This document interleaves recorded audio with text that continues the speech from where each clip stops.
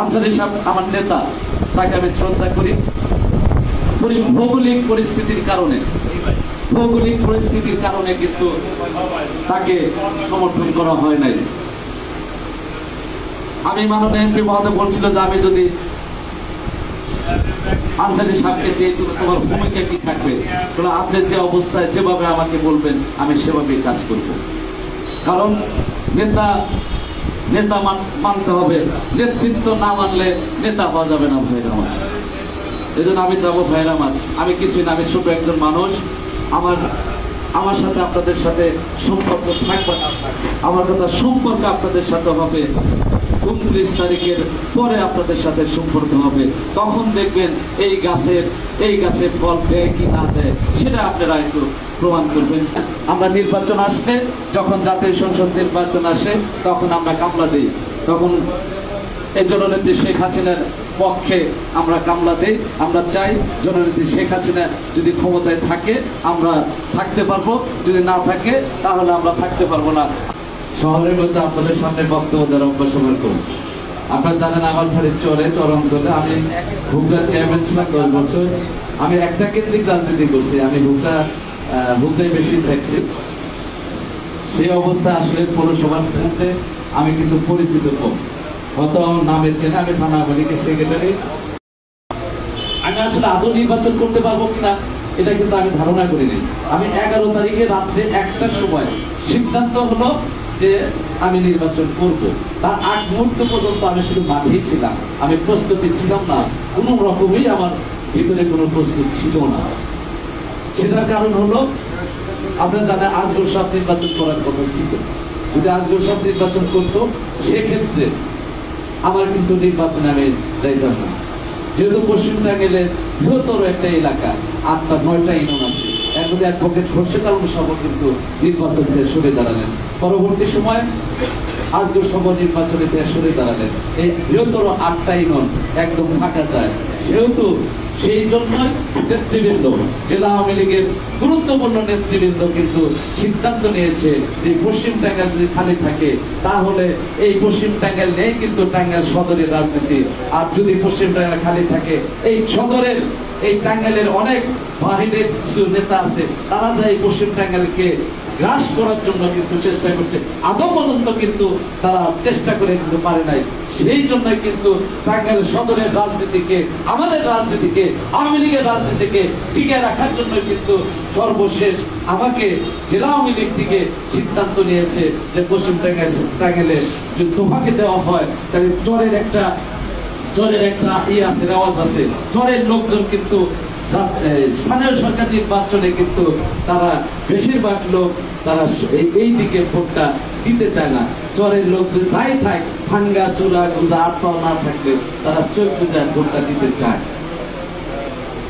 এর মধ্যে একটু সময় বিগত নির্বাচনে, 7 তারিখের নির্বাচনে, সেটা কিন্তু জননেত্রী শেখ হাসিনা দলের স্বার্থে, বৃহত্তর স্বার্থে এবং টোটাল বাংলাদেশের স্বার্থে, আওয়ামী লীগের স্বার্থে যেটা করেছিল, দল উন্মুক্ত করে দিয়েছিল। যে যেরকম পারেন সে সেভাবে নির্বাচন করবেন, এখানে যে যেভাবে পারেন যার ছেড়ে দিতে পারবেন। সেই জন্য কিন্তু এটা আমাদের মিশ্র পর্যায়ে আমরা যারা 3 নম্বরের যারা কর্মী আছে, এটা কিন্তু তাদের কোনো দোষ না। এক ভাই 2 ভাগ, 2টা আপন ভাই, এক ভাই নৌকা করেছে, আর এক ভাই ইগুল করেছে, টাঙ্গাইল সদরে যেটা করেছে। আমার কথা যে এগুলা সব আমরা সবাই আওয়ামী লীগের রক্ত আমাদের ভিতরে। আমার বাবা আওয়ামী লীগ করেছে, 30 বছর আওয়ামী লীগের সভাপতি ছিল হুকাইমানের, স্বরাষ্ট্রমন্ত্রী মান্নান সাহেবের সাথে সে রাজনীতি করেছে। আমি 10 বছর চেয়ারম্যানই করেছি। আমার অভিজ্ঞতার আলোক থেকে ভেবে ভাইরা আমার প্রত্যেকটা লোক এখানে যারা উপস্থিত আছেন, আমার বড় ভাই, সবাই আমার বড় ভাইয়ের মতো, অনেকের সন্তানের মতো। আমার দিকে না তাকিয়ে আমি আপনাদের কাছে ভালো না মন্দও না, আমি আপনাদের উপকারও করতে পারি নাই, আমি আপনাদের ক্ষতিও করতে পারি নাই। এই জন্য যে আমাকে আপনারা কোনো দায়িত্ব আপনারা আমাকে দেন নাই। একটা দায়িত্ব দেওয়ার পরে সে বুঝতে পারবেন যে ছেলেটা, এই পোলাটা কেমন, তাছাড়া কিন্তু বুঝতে পারবেন না। তো আমি চরের সন্তান হিসাবে, এখানে আমিরুল ভাই জানে আমরা যারা চরের সন্তান, আমরা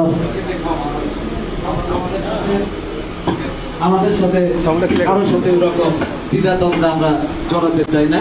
আমরা নির্বাচন আসলে, যখন জাতীয় সংসদ নির্বাচন আসে, তখন আমরা কামলা দিই, তখন এই জননেত্রী শেখ হাসিনার পক্ষে আমরা কামলা দেই। আমরা চাই জননেত্রী শেখ হাসিনা যদি ক্ষমতায় থাকে আমরা থাকতে পারবো, যদি না থাকে তাহলে আমরা থাকতে পারবো না, আমাদের মরণপণই হবে। সেই জন্য ভাইরা আমার, এই 29 তারিখ নির্বাচনে অল্প কয়টা দিন বাকি আছে। এই অল্প কয়টা দিন আপনারা একটু কষ্ট করবেন। আমি যাকে যে অবস্থানে যেরকম সম্মান দেওয়া উচিত মাথার তাজ হিসাবে আমি আপনাদেরকে রাখবো। এবং বিগত দিনে আপনাদের একটা কষ্ট আছে, যেই কষ্ট করে আমরা নির্বাচন করি, কিন্তু যখন নির্বাচিত হয় একটা উপজেলা চেয়ারম্যান বানান আপনারা, কিন্তু সে আপনাদের কাছে অতীতে কোনো সময় সম্ভবত আপনাদের সাথে কোনো যোগাযোগ রাখে নাই। সেটাকে আমি ভুল ভেঙে দিব যদি আল্লাহ আমাকে কামিয়াবি করে। আপনাদের সামনে আমি কথা দিয়ে গেলাম এবং চেষ্টা করব সর্ব অবস্থায় আমি আপনাদের পাশে থেকে, যদি প্রয়োজন মনে করেন, যদি আমাকে খাটাইতে পারেন, আমি কথা দিয়ে গেলাম যে কোনো মুহূর্তে আমাকে বলবেন, আমি আপনাদের পাশে দাঁড়াবো। এখানে আমাদের মাননীয় এমপি মহোদয় আছেন, মাননীয় মেয়র সাহেব আছেন, উপজেলার চেয়ারম্যান যদি থাকে, আমাদের চেয়ারম্যান সাহেব 12টা ইউনিয়নের চেয়ারম্যান। আপনারা ইতিমধ্যে জানেন যে 7জন চেয়ারম্যান, 5জন চেয়ারম্যান ডাইরেক্ট মাননীয় এমপি সাহেবের সাথে ছিল, তারপরে আরো 2জন চেয়ারম্যান যোগ হয়েছে। এই 7জন চেয়ারম্যান জনাব শাহজাহান আনসারীর সাথে কিন্তু দীর্ঘদিন কাজ করেছে, সেটা আপনারা জানেন। আনসারী সাহেব আমার নেতা, তাকে আমি শ্রদ্ধা করি। ভৌগোলিক পরিস্থিতির কারণে কিন্তু তাকে সমর্থন করা হয় নাই। আমি মাননীয় এমপি মহোদয় বলছিল যে আমি যদি আনসারী সাহেবকে দিয়ে তোমার ভূমিকা কি থাকবে, আপনি যে অবস্থায় যেভাবে আমাকে বলবেন আমি সেভাবেই কাজ করব। কারণ নেতা মানতে হবে, নেতৃত্ব না মানলে নেতা হওয়া যাবে না ভাইরা আমার। এই জন্য আমি যাবো ভাইরা আমার, আমি কিছুই না, আমি ছোট একজন মানুষ। আমার সাথে আপনাদের সাথে সম্পর্ক থাকবে না, আমার কথা সম্পর্ক আপনাদের সাথে হবে 29 তারিখের পরে, আপনাদের সাথে সম্পর্ক হবে। তখন দেখবেন এই গাছের ফল দেয় কি না দেয় সেটা আপনারা একটু প্রমাণ করবেন। আপনারা ভালো থাকবেন।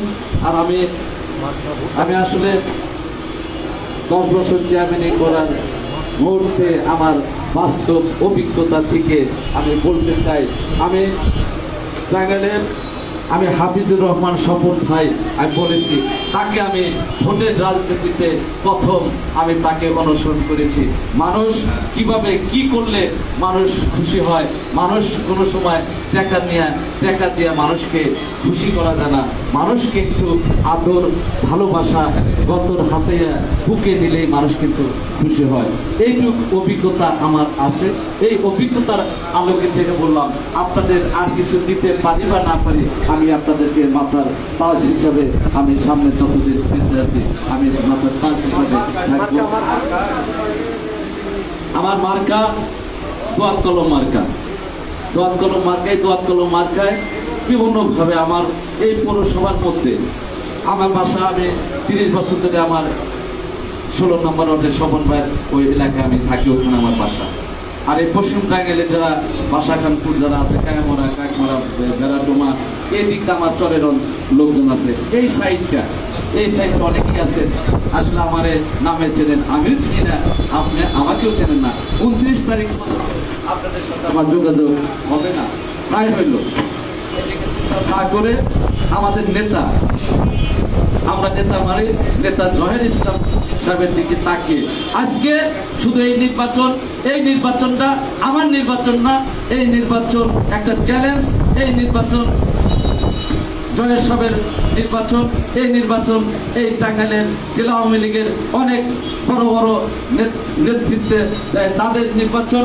এই নির্বাচনটা আমি মনে করি এই নির্বাচন আপনাদের, এই নির্বাচনটা আমার না। এই নির্বাচন ভবিষ্যৎ নির্ভর করে আগামী পৌর মেয়র, আগামী জাতীয় সংসদ নির্বাচন। এই দিক চিন্তা ভাবনা করে ভাই আমার দিকে না থাকে, এই দিক চিন্তা ভাবনা করে আপনারা একটু কাজ করবেন, একদম কয়টা দিন কষ্ট করবেন।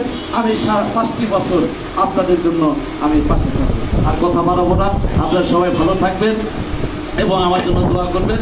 আল্লাহ জানে কামিয়াব করে, আপনাদের জানেন, আমার নয়, এই টাঙ্গাইলের সুষ্ঠু রাজনীতির জন্য হলেও উপজেলার চেয়ারম্যানরা আমাদেরকে নিতে হবে। ভালো থাকবেন, সুস্থ থাকবেন। 29 তারিখ সারাদিন ফুয়াদ কলম মার্কায় ভোট দিন। খোদা হাফেজ। জয় বাংলা, জয় বঙ্গবন্ধু।